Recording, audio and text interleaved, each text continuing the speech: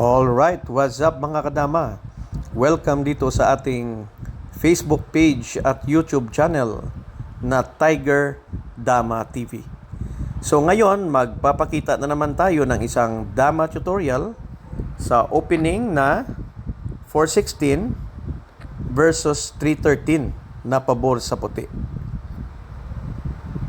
Okay, so umpisa na natin. So dito tayo sa 5-4. Then, nag-8-3 ang itim.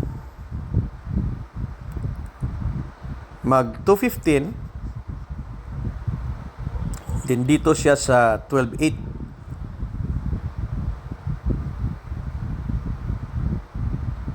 Nag-6-2. Then, nag-1-16 ang itim. Okay, dito lang tayo sa 10-5. So, pag nag-16-13 siya, dito lang tayo magposisyon sa 2-14.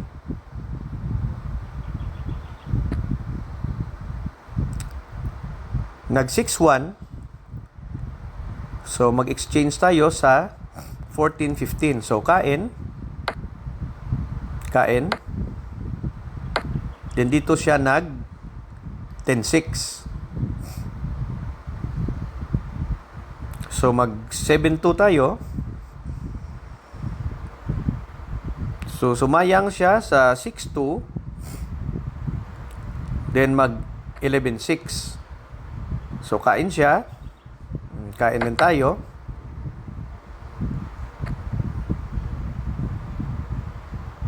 Okay, so, dito mga kadama, matatalo na dito ng puti ang itim. So, pag-isipan nyo na mabuti kung ano yung best move para manalo ang puti. Pwede nyo i-post ang video para mapag-isipan na mabuti kung paano manalo dito ang puti. Okay, so nakita nyo na po ba ang solusyon? So, ang gagawin lang natin, mag-exchange sa 15-15. So, kakain siya 1-15. Kain din tayo 1-15. So, dito makakakain siya ng dalawa at makakadama. Pero ang gagawin lang natin, magpakain sa 15-1. So, obligadong siyang kumain. Then, mag-12-7. So, mapapatay natin yung kanyang dama. Makakakain tayo na 3 at makakakuha ng ating dama. So, dito sa ganitong posisyon, panalo na dito ang puti, mga kadama.